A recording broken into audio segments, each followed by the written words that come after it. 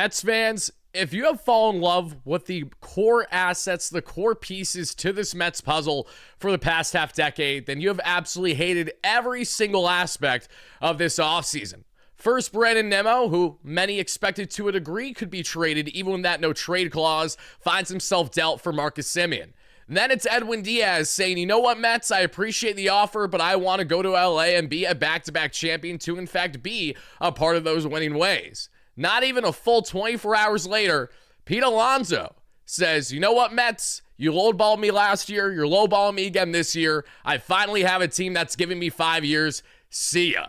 I am numb right now because while I anticipated this to happen to a degree, there was a larger expectation heading in the offseason that Pete Alonso would in fact be part of with greater than Edwin Diaz. But between still trying to get over the Edwin Diaz news, which has been so hard to stomach, to now see Pete Alonso, the man who I witnessed his first ever home run in person there at Citi Field all those years ago in 2019. Little did we know that the man who would be anointed the home run king in this organization this year, maybe you did know, is now no longer ever going to be a New York Met again. 5 years, $155 million.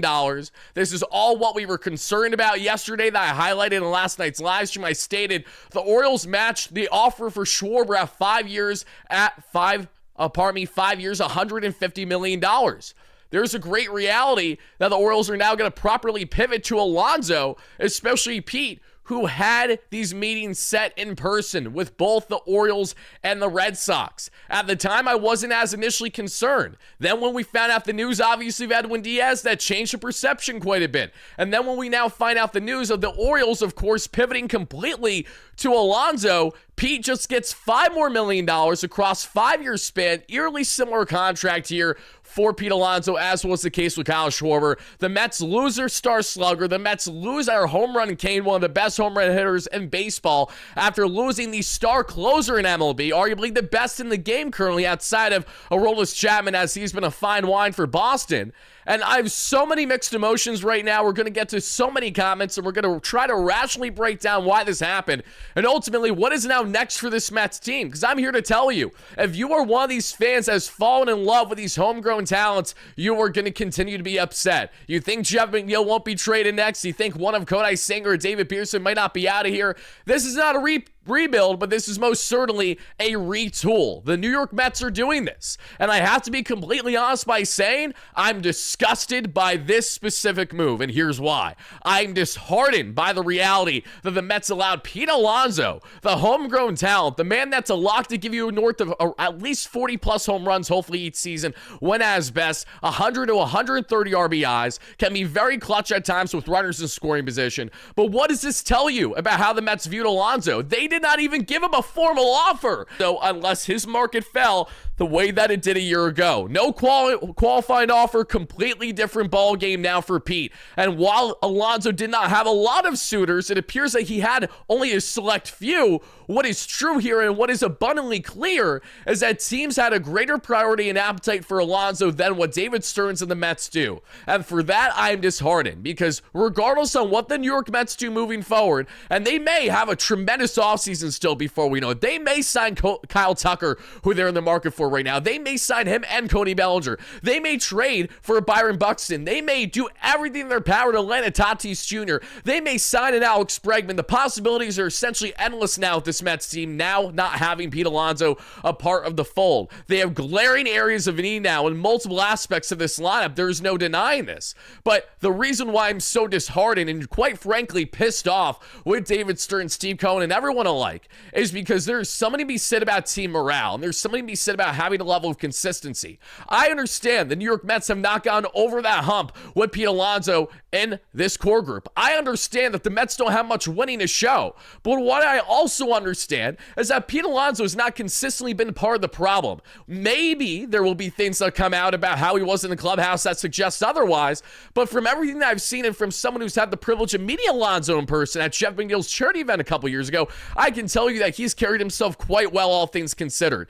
especially now now as a Scott Boras client that, of course, the Mets did not ever love the idea of bringing back unless it was more in their realm of, say, 3 years, $100+ million, whatever the case may be. So now Alonso gets his big payday, lands with the Baltimore Orioles, and for David Stearns, what drives me up a wall about this more than anything is that if what Scott Boras said holds true, that Alonso has a greater appetite to be a DH as well as a first baseman moving forward in his career, this is what does not justify the move. Because Kyle Schwarber was the consolation prize. Kyle Schwarber was the proper pivot if Alonso walked. The problem was Schwarber's market was always expected to fall first, meaning he was always expected to be that first big domino to fall in this free agent class. We see Schwarber go down, the Mets offer at least 3 years, 120. That was reported from Michael Marino, among others, and we don't know if they went farther than that. Of course, he gets his 5 years, 150 with Philly, and he's very happy.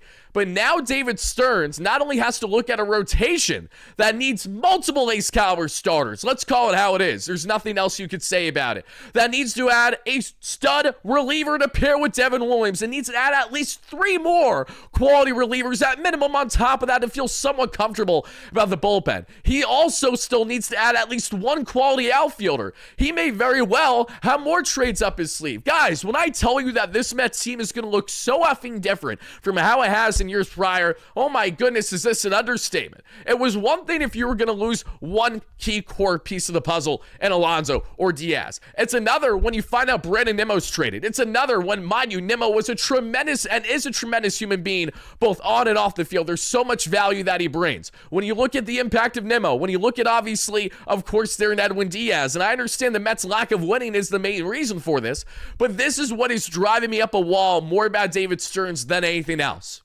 If the New York Mets made playoffs this year and had a competent run like they did a year ago by, I don't know, properly addressing their rotation while they had ample time to do so in the regular season to a greater degree and obviously adamancy than they otherwise had, this core's not being broken up as much right now. Yes, you may still want to salary dump Brandon Nimmo, and yes, maybe the jury's still out as to if you really want to commit to Alonso long-term because you don't like his defensive value. But the fact that you, after failing this season to right the ship on how this organization is going to look, you mean to tell me that, okay, we're now going to let go of some of our most important pieces over the years when there is no guarantee of how you fill that void?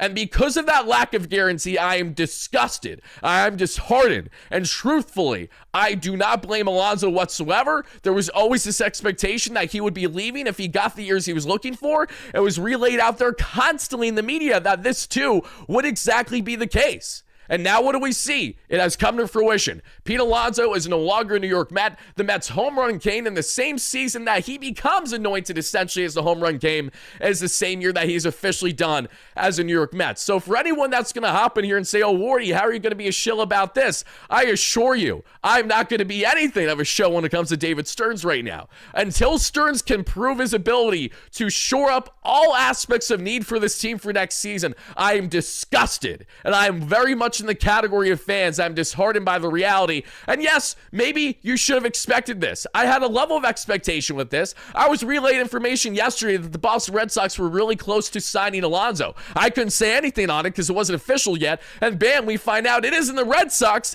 it's the Orioles. And I'm sure Boston was right up there and trying to land him. So I'm really not upset about where Alonso went. I'm very grateful he's not in the National League. I'm grateful he went to a team that I actually don't dislike. I like the Orioles. They're actually my favorite American League team, funny enough. So I'm still going to root for Pete, and I'm happy about that. But what I'm so disheartened and frustrated by is that I haven't even got a chance to heal the wounds a little bit on losing Edwin Diaz, and now you mean to tell me that I just lost my home run king and I'm supposed to be content with it? So until we find out breaking news, the Mets have signed Kyle Tucker. Until we find out that breaking news, the Mets have signed Cody Bellinger. Until we find out breaking news, the Mets have traded for Fernando Tatis Jr. Until we find out breaking news, the Mets have traded for Derek Skubal. Until we find out breaking news, the Mets have traded for Freddie Peralta. Until we find out breaking news that the New York Mets have went ahead and actually made an interesting play for Ketel Marte. Whatever the case may be, until we find out that substance and significance on how they fill this void, this is an utter failure by David Stearns and the New York Mets. There's no other way to look at this. But here's the thing. This was part of their plan. So while I'm going to sit here and call it out and say how this was an utter failure by the organization, what is also completely true is the fact that Stearns and the Mets were always planning this. They were not going to be bringing him back. That was abundantly clear early for them in the offseason. So what does that tell you about their continued interest in these other respected players? That is clearly the route the Mets want to go. The Mets say, you know what? We lost WardyNYM and Pete Alonso. We want to replace them with more defensively sound players that have plus bats and Kyle Tucker and Cody Bellinger. If you sign both those guys, then yes, I'm still going to be looking for more home run power, but I think that you would be doing a fantastic job on actually balancing this team with team defense. I think that makes a lot of sense, and that is this Stearns' philosophy. But again, this is all wishful thinking, and this is not a certainty. And on top of it all, there's nothing to suggest that even if you sign Kyle Tucker, if you trade for some top bats from smaller markets, that they're going to fare well with the New York Mets. Because what has Pete Alonso proven? What has Edwin Diaz proven? What has WardyNYM proven? What do all these players have in common? They have been able to, of course, handle the pressure in New York, handle the pressure cooker situations, handle knowing that you're going to face media and a fan base that's going to give you hell for months on end if you do not perform consistently. And they have all taken it in stride to varying degrees, but they have all handled it very well for the most part. And that is something that is so hard to find in just any player available in the market. So it is imperative that not only do the New York Mets do their best to fill these voids to the best of their ability, but they have to bring in characters. They need to bring in people that not only have leadership qualities in similarity to guys like WardyNYM and Pete Alonso, who are fixtures in this clubhouse, but most importantly, guys who can handle this market. That's why signing Devin Williams after he went through the bad and a lot of the good in the second half of the Yankees, I was in favor of because he got himself acclimated. He even said to the media that he needed that adjustment period. The first 2 months were tough for him because he was trying to get his living situation in order and how to travel to work comfortably because he never took New York Transit to go to games usually. So he loves it now and he got adjusted. But the point is, there is so much uncertainty now for the New York Mets and how, again, they fill this void. We can go down the absolute laundry list of all the different players that the Mets can find themselves landing, and we are absolutely going to do that on our live stream later on tonight for our latest winter meeting coverage, so make sure you guys chime into that. But right now, everybody, I have so much to still further react and say about this. I can sit here and F-bomb galore left, right, and center. I am beyond effing pissed off, truthfully. But the difference is, Diaz caught me blindsided. I did not think that Diaz was going to leave. However, Alonso, I always thought that there was a rock-solid chance that Pete was leaving this offseason. There was nothing in stone and in certainty that he was for certain coming back. It seems somewhat encouraging when we found out his market wasn't robust. They didn't have a lot of people in his market. But it didn't matter if he had only 2 or 3 other teams in his market because the Mets weren't in it. The Mets literally said, we know you want something that we're not going to give you. So because of that reason, why are we even going to give a valiant effort of trying to give you an offer? You're not going to accept it. You're only going to circle back to us if we come get ourselves into mid-late January again and you don't have any suitors. Think about it. If Alonso did not have a qualifying offer a year ago, the New York Mets would not have brought him back then. This is not new news that the New York Mets do not value Alonso highly. And while I am beyond pissed off about it, whether it's right or wrong is yet to be seen. But what is true is that this Mets front office, for better or for worse, firmly believes that they can position themselves in a greater direction without having someone like Alonso's profile. So much so that, again, he fell in their lap a year ago. That's why they didn't bend for him, because they knew they didn't need to, and they knew that they could figure out a route to try to have success without him. And I think the Mets really hate the fact that he can't play good first base. So if Alonso goes to Baltimore and say it's a 60-40 split from first base to DH, and let's say he's around the 45th percentile and outs above average like he was in 2023, then the Mets look absolutely pathetic in this circumstance. They look stupid, and they look completely behind the 8 ball. However, if the Mets go ahead, address these areas of need, and make this team look the most balanced it's ever looked, defensively sound, base running sound, and maybe not being top 5 in home runs next season, but still being the top 10 category, then yeah, we're not losing sleep over it if the team looks better overall moving forward.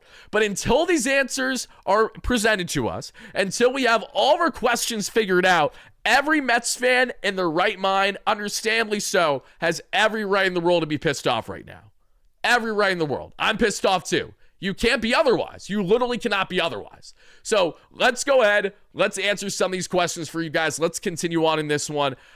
I think what's so hard for me to grasp the reality of is just how in the snap of a finger, by losing someone of Alonso's value, Like that, granted, the Mets can supplement that. They can figure that out this offseason. I'm not saying it's impossible. But the reality is they're more than likely not going to be able to figure this out by having a profile like Alonso. So while Alonso has frustrated me at times, just like any other fan, I really am upset knowing that we're not going to have a guy like him next season. Soto's amazing. We know he is. He's the face of the franchise. That's abundantly clear. Lindor, we know, can be an MVP when he's actually hitting competently on the road, the way he did in 2024, but failed miserably in 2025. But beyond that, there's so many question marks now for this team because you don't have Nemo either. So again, while these question marks remain, my head's just spinning. It's absolutely spinning right now. So I apologize for going in circles in this one. I'm live reacting in real time to this. If I'm irrational more than usual, if I sound maybe a bit more coherent than usual, whatever the case may be, know that I'm just as flustered as everybody because I literally just parked my car to go for a nice brunch with my lady and my son. And right as I parked my car, bam, breaking news, Pete Alonso signed with the Orioles. And the crazy thing is, as I got out my car, I was thinking in my head, oh no, I forgot to bring my lapel mics in case Alonso signs with the Red Sox like I'm fearing. I'm going to have to bolt and leave them if news happens. Not that we're far from home, but I'm going to have to bolt. And did I have to bolt? Yes. But the Orioles was one that became more clear last night after they matched the Schwarber offer. But now it's a reality, man. It's crazy. Like, again, it's not overly shocking, but it's still like it's such a gutted feeling. I'm just so gutted as a fan right now, more than anything. I really do not know how else to feel right now other than that I'm numb. I somewhat expected this, but I'm truly at a loss for words. Trying to collect my thoughts in real time. We got a lot of comments. Gangster Great Member says, I'm gutted. Who the hell do we get to replace those guys? Good luck, Pete. This isn't your fault. We will always love you. I love Pete too, and this is not Pete's fault. You're absolutely correct. The only thing you can fault Pete for is not being better defensively. But again, was that truly the only sticking point on why the Mets didn't bring Alonso back? No. I'm sure there will be more that comes to light as soon as later on today and in the coming days. I have a feeling that the Mets were fine and comfortable moving in a different direction because of the fact that maybe they don't think that Alonso has as much value in the clubhouse as what we initially thought. Is there something to be said about that? Is there something to be said about the leadership or lack thereof there? I don't know. But for the time being, while we have this uncertainty, naturally we're going to try to start to connect the dots as to why did they do this? What is the master plan? Is there a master plan? Or is this going to be a team that actually is moving marginally into next season and is going to give me little reason to want to cover them and start dial back my YouTube coverage? Because if the Mets do not add clear areas of need with superior or at minimum around the same talents, where maybe they're better defensively, so you sacrifice a little bit of offense, but it's a balance. Unless they do something along those lines, I'm not inclined to watch every game next year. I might not even watch much at all.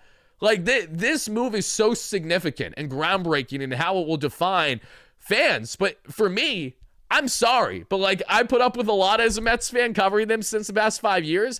If I know for certain that the Mets go into next season with a roster that looks worse on paper, a substantial amount than what it looked heading into the 2025 season, I have no reason to care as much because we know the end result will not have the New York Mets in it. And that's a fact. No matter how many moves that they would say make at the trade deadline. This is not going to be a 2015 situation where you can have a piss poor, horrendous offense all year long, and then bam, Yoenis Cespedes completely sparks you at the deadline, and Daniel Murphy goes absolute man-possessed come playoff time. You can't bank on that shit.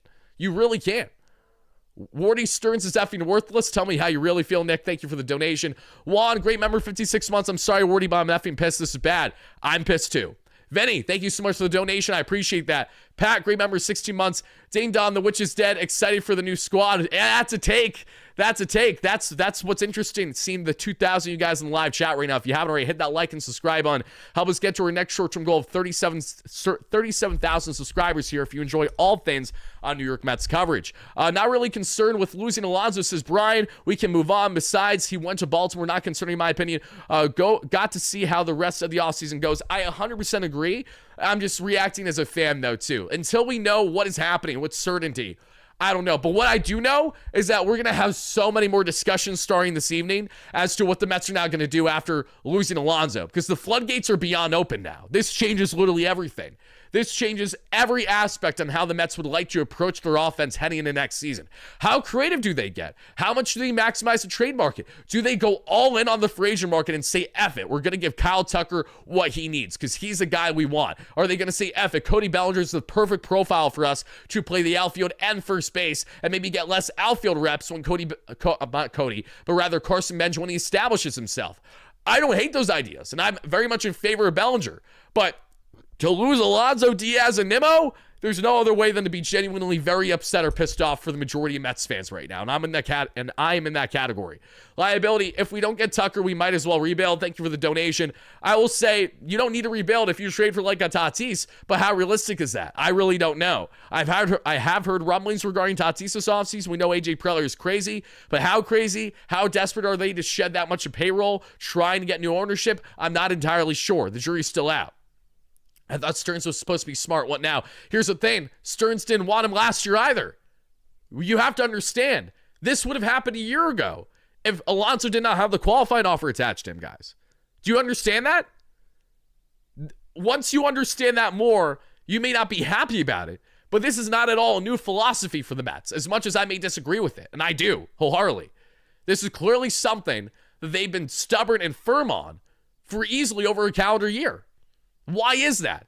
What are the flaws to Alonso outside of his defense that the Mets feel there's no need to really prioritize this? There's something to be said about that. And there's something to be said about Steve Cohen having such a willingness to sign off on such a thing. Again, for better or for worse, the Mets feel confident in what they're doing here.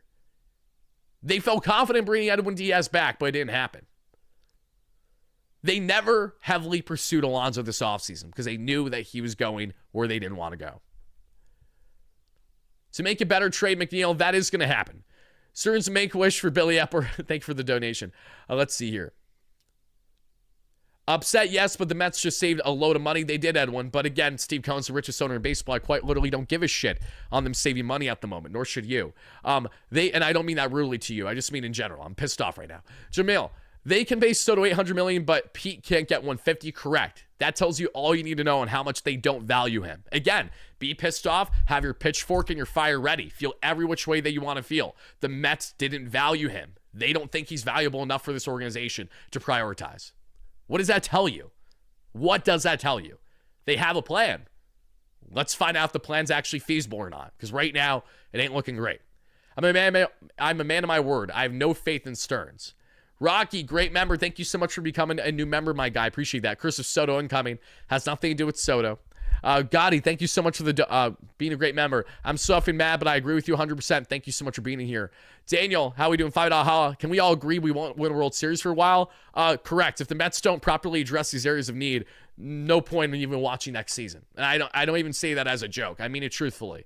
There is 0 point in watch. Unless you're just a guy that loves to watch the Mets, you're a diehard fan no matter how, and I guess that's true to a lot of you guys, right? You've been diehard fans for a lot of bad seasons, and a lot of teams have not looked good on paper, but you're still, cautiously optimistic. Those fans will hold true next season, even in a world if the Mets moved laterally at best this offseason. And I think it will not even be laterally. I think what this is going to be more of is that the Mets are going to go above and beyond, or they're going to do something that's going to make us have even more uncomfortable conversations. I hope it's not the latter, obviously.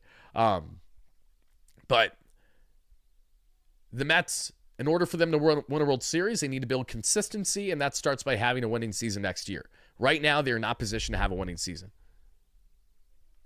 Another player that I would absolutely love for the Mets to get now that they have let go of Alonso, get Kazuma Akimoto.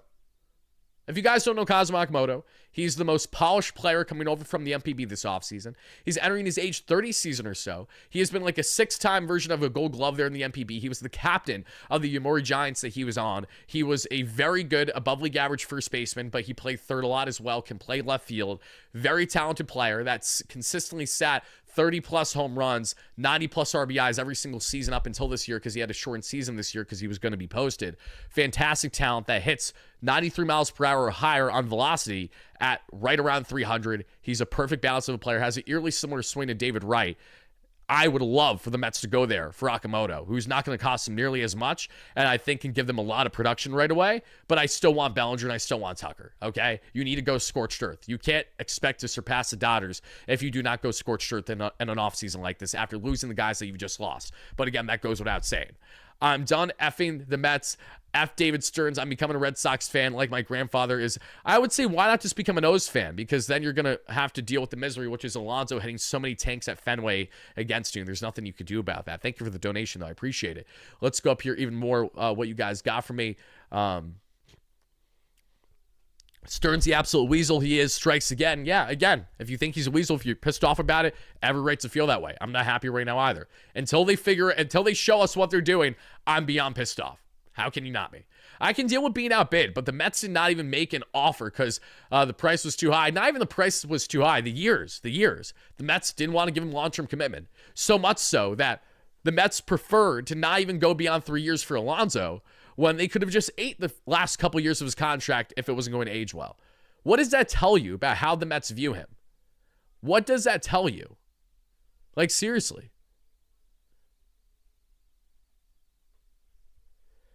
Mets, Padres, Yankees, among teams interested in Brennan Doyle.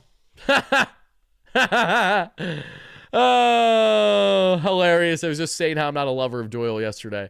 I guess I'll have to start loving him now. I'm not saying the Mets are going to land him. Yeah, we're going to have a lot to talk about. We're going to have a lot to talk about in tonight's show, especially. This one, I really just want to be more on live reacting as to Alonso not being a Met and now what is next for this team. Can we trade for Tatis and Mason Miller? If we want to get crazy, and if Preller's a madman, then yes. And Preller is a madman, so I wouldn't put anything past him. If you were Stearns, what's your first move?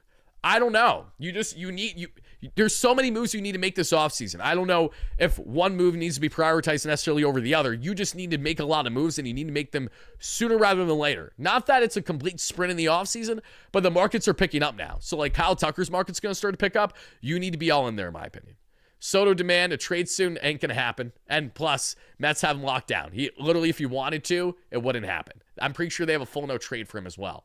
Let's see here. Excited for the next dumpster dive minor league deal. Do you think they can put Vientos at first base, Wardy? No, because Mark Vientos should never be the first baseman of this team. Nothing personal to Mark, but no, I think we're moving so much backwards by going down that route.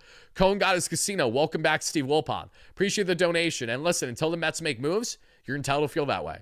Revo with the $5 holla. Now there will be a bidding war for Tucker. I don't want Bellinger. He can't hit away from Yankee Stadium. That's just factually false. Bellinger has hit plenty outside of Yankee Stadium for the years he wasn't in Yankee Stadium.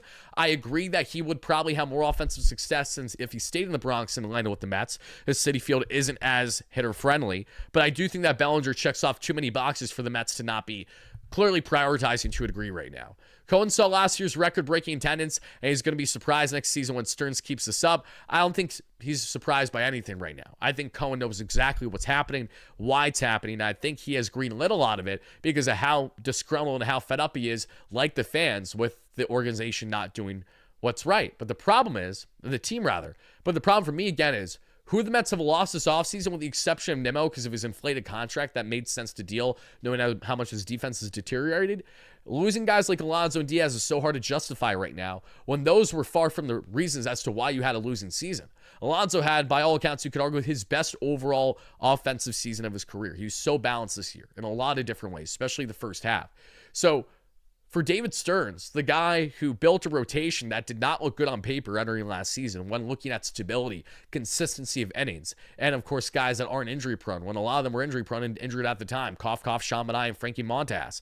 So the fact that it's more on the front of not having a proper player evaluation heading into last season, moving marginally and thinking that that would work a second consecutive year, being clear X factors and behind the Mets not making playoffs and not having a run, it's hard to not look at that and be pissed off knowing that there's probably more aspects of this core that are still here otherwise. Like, maybe they would still have had the same philosophy with Alonso, but at the same time, if the Mets made playoffs and if Alonso was a home run king for us again and big moments in the playoffs, that could sway the Mets to actually prioritize him more.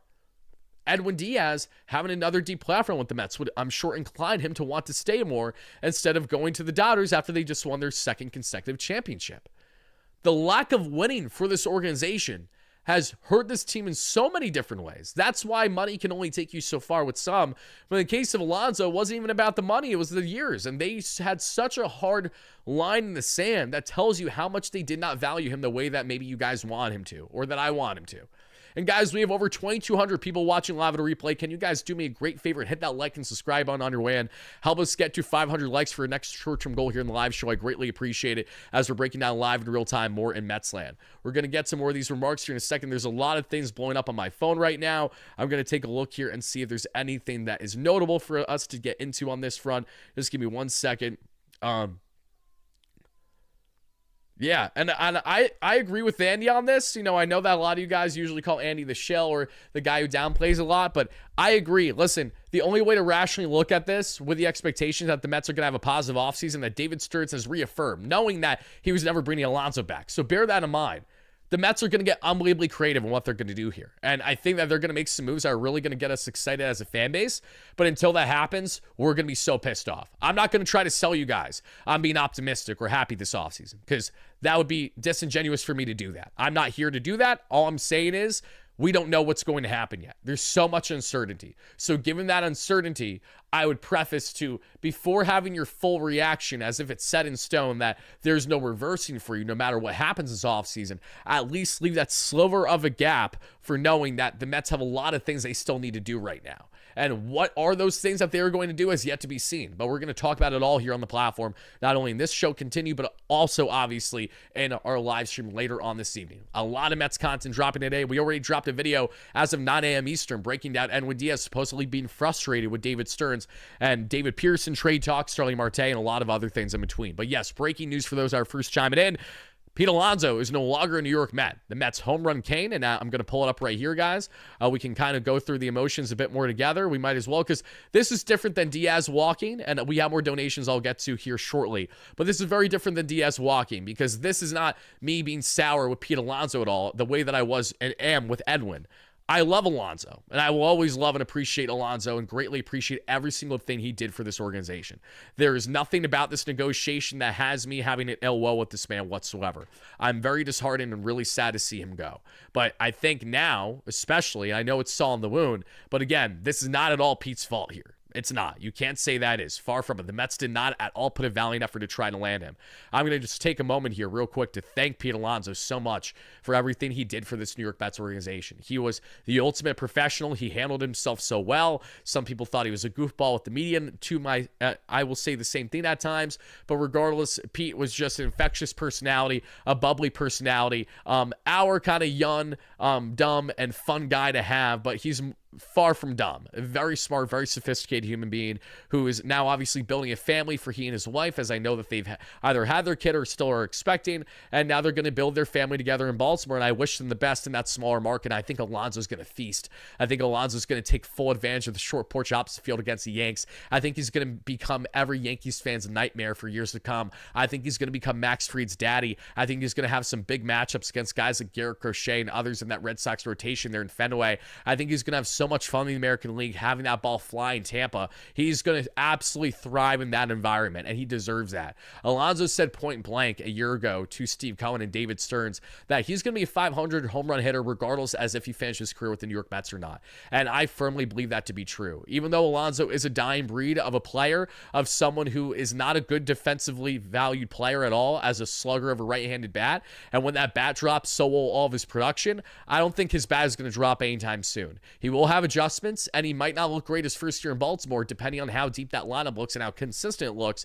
But what I am sure of is that Alonso is going to be just fine, and I think he's going to grade out well, and that's also why I'm so disheartened to see him go, because I really think that if he transitions more into a DH, the next couple of years, he could easily be one of the best DHs in Major League Baseball. Like, I think he falls in that category undoubtedly.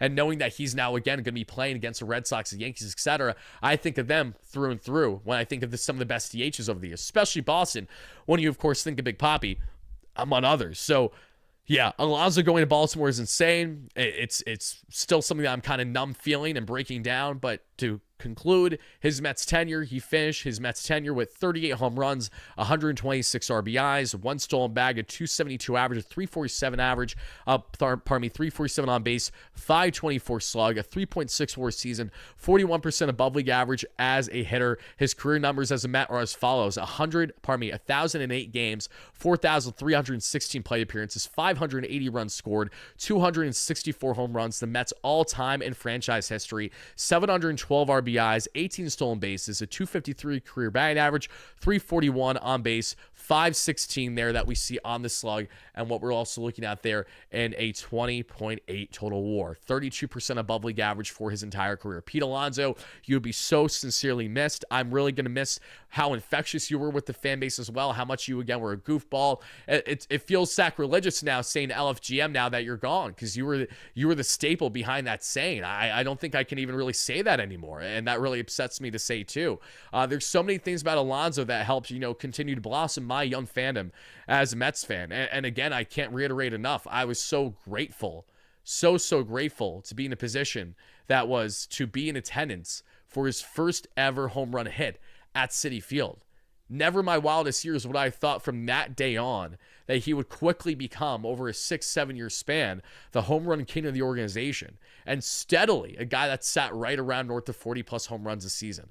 So much to love about Pete. We love the polar bear. Now he's going to do his best to continue his great career there in Baltimore. And now the New York Mets, they have to answer the questions. They have to answer the bell from fans, including myself, because if they don't, I'm being so serious, I may completely dial back on my coverage for next season on this platform. I'm not exaggerating. There is literally no point in me doing full-time commitment to see the Mets move in, say, a rebuild direction, and they moved marginally or worse than that. Truthfully, they can't do that. You can't justify that after signing Juan Soto, and you can't justify that while having Lindor still in his peak prime. You cannot waste those years and waste that value. So, as far as I'm concerned, the clock's ticking as to not only how the Mets will look next season, but how coverage for this team looks as well. They need to get it together. Seriously, they got to get it together, because I bought in to Steve Cohen. I started covering this Mets team in December of 2020, the first ever acquisition, which was Mr. Trevor May, friend of the platform. I committed to this knowing that it was going to be a multi-year process, and still is a multi-year process. But because of the expectation that Steve Cohen gave us between a World Series championship, hopefully in 3 to 5 years, or at least a team that could be consistent on the winning front, the Mets have failed miserably to hit any of those marks. And it shows yet again why you cannot just buy a team and why you need sustained, consistent success the way that the Dodgers have over a decade-plus span before they started to go scorch earth now and have built their dynasty between trading so many assets in their organization over the years, especially in the farm, as well as signing a lot of big guys, especially in markets who have fallen, taking full advantage of it. The Orioles just took advantage of a market for Alonso that, again, maybe that's inflated. Maybe this won't grade out well, but for a slugger of his profile, it's really hard to suggest that he will not be a very valuable asset for the Orioles for the years to come. And for the Mets, again, until they fill that void, and my God, seeing Edwin Diaz and Alonso here, I just want to throw up. They need to figure this out, because if they don't, they're going to lose the fans in the process. They absolutely are. And I don't think that's wrong to say. There's a difference between buying into the first 5 years under Cohen versus getting rid of guys that you should not be getting rid of, and then not doing anything to supplement those losses, to replenish. If you don't replenish, what's the point of even having a conversation right now? I think they will replenish. I feel fairly confident that they will, but I do not have confidence as to what exactly David Stearns will do. I genuinely do not know. Let's continue to answer those donations, because I know we got a bunch to get into. I'm going to answer as many comments as I possibly can from you guys. I'm also going to put a poll in the chat right now to let me know, not necessarily your frustration level, but like how concerned are you, those kind of things. So to everyone that's watching on replay, this is where I'll be cutting things off. We will have more content dropping later on today on what is now next for the New York Mets after losing Pete Alonso, and much, much more. But in the meantime, thank you so much for hitting that like and subscribe button on your way in and out. Help us get a 37K for our next short-term goal. Everyone in the live stream, we're going to continue on the live show now. I'm going to pause in a second and stare at my camera and act like I'm frozen or that I'm ending the show. I am not. Again, it's just for my replay viewers, so that way I have a cutoff, and this doesn't need to be a longer show than it otherwise would be if it stayed that way.